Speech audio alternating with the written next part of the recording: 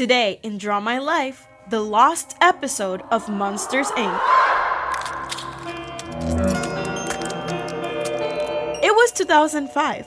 I was at home watching TV in my living room as usual. My mom told me that something had come up at work, so she had to leave and would probably come back very late. I understood and told her not to worry about me. I would go to sleep early. A few hours later, around midnight, I started to get worried because my mom still hadn't returned. The night was dark and lonely. It was very late and I was tired. So I decided to go to sleep because I didn't want my mom to scold me, as she could come back at any time. I woke up again at some point in the middle of the night to go to the bathroom. Suddenly, I heard loud footsteps coming from downstairs.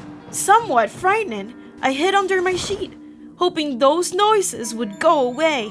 Once I didn't hear them anymore, I decided to go downstairs to see what had happened. There was nothing out of the ordinary or no trace of anyone. I thought my mind had tricked me.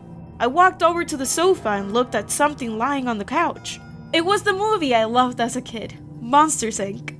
Somewhat unsettled, I took the case and opened it to see what was inside. I saw a disc with a rather confusing title written in a red marker.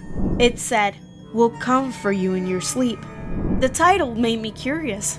It was something strange, and I thought about watching it the next day. But this movie was one of my favorites, so I couldn't resist. I put the DVD on the player and waited for it to load. The opening was far different from how I had seen it as a child. I could see a little boy sleeping like in the movie, but out of nowhere came Sully to scare him. I thought it was strange since he didn't appear in that scene. With a roar, he woke the boy up. The child began to cry. Then Sully, with his big claws, started to tear the boy apart and then took the remains to a closet. The scene suddenly changed to Mike and Sully talking about who they should scare next. Mike told Sully that they had to scare more children so that no one would take away his title of Scarer of the Year. Sully, pissed off, told him to call more doors, so he wouldn't let anyone, especially not Randall, steal that hard-earned title from him. He said he wouldn't mind killing children to achieve his goal. Mike, frightened, did as Sully requested. He desperately tried to call as many doors as possible, but the system crashed and the whole machinery failed, causing the doors to be stuck at the top. Sully only complained about what Mike had done, and in a very frightening way, he grabbed Mike with one hand, lifted him, and angrily squeezed his eye until it exploded. Mike went blind, and Sully could only hear his friend's shuddering scream. Sully grabbed Mike by the legs and dragged him into the crusher, where he ruthlessly threw him into it. You could hear Mike's bones crushing and his last agonizing screams. Out of nowhere, Randall showed up and said to Sully, "Well, well, well, who do we have here? The man who can beat me. Ha ha ha. It won't be long before I beat you, you damn monster who doesn't know how to control his impulses. If you want to fight, I'll be waiting." When Sully heard this, he replied with a demonic voice, "You asked for it yourself. You shall suffer the same fate as Mike." Sully grabbed Randall and with great strength ripped off his tail and threw it into the ground. It squirmed and kept twitching. Randall began to grow a new tail as he laughed. Sully, even more furious, pulled Randall's head off. Randall tried to get away but didn't succeed. He had a slow and painful death. Then Sully threw Randall into the crusher. The next thing I could see was Sully alone at work, and it was at night, and the moonlight lighted his surroundings. 5 doors came in that Mike had called on before the machinery broke down. So Sully entered the first door, and when he opened it, he found a pair of twins sleeping in a bunk. Without wasting any second, he gave such a roar that the twins began to scream and panic. Sully grabbed one of the twins and began to devour him. When he saw that he was already dead, Sully had another gory idea. On top of the other twin, he saw there was a fan hanging from the ceiling. So Sully grabbed the poor fellow and turned on the fan. He lifted it and raised his face right up on the blades, cracking and disfiguring his whole face. After this, Sully went to the next door, where a little girl was sleeping. As usual, he scared her, but this time, something unexpected happened. The girl's parents appeared, and in horror, They tried to stop the monster. I saw how Sully tore the mother with his claws and left her on the ground bleeding to death. The father reacted as quickly as possible and shot Sully in his hand with a shotgun.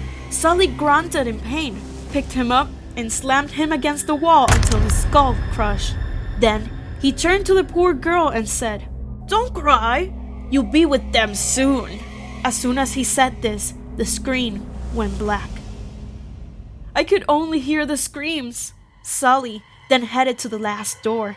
Before entering, he stopped and looked at the screen.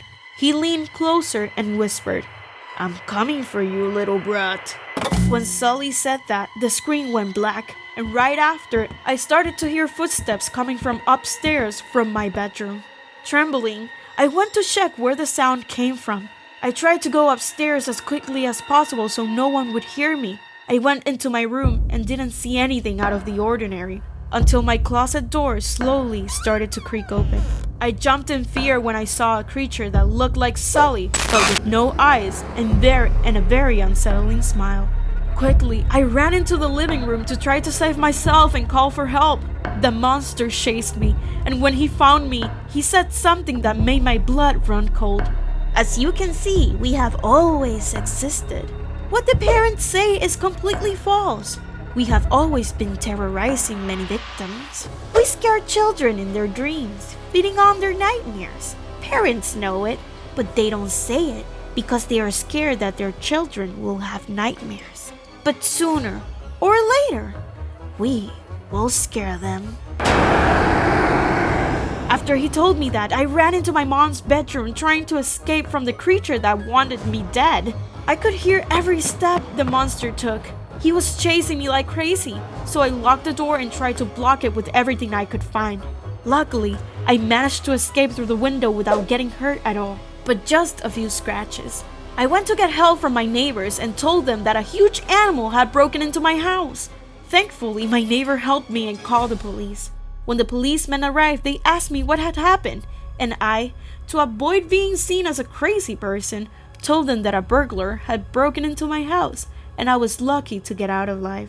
When I told them that, they asked me for my mom's number and called her.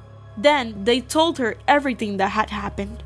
A few days later, my mom and I moved out of town, fearing that something similar would happen to us. I never found the DVD again, and I'm afraid of running into the terrible monster again every time I go to sleep. Is it true what that monster had told me that night? Was he real? Do they really exist? I don't know, nor do I want to know. I only warn you one thing. Be careful when you go to sleep tonight. What do you think about this creepypasta? Monsters Inc. is without a doubt a treasure from our childhood, and we wouldn't let this one slip away. Let us know in the comments what other creepy would you like us to do. See you later.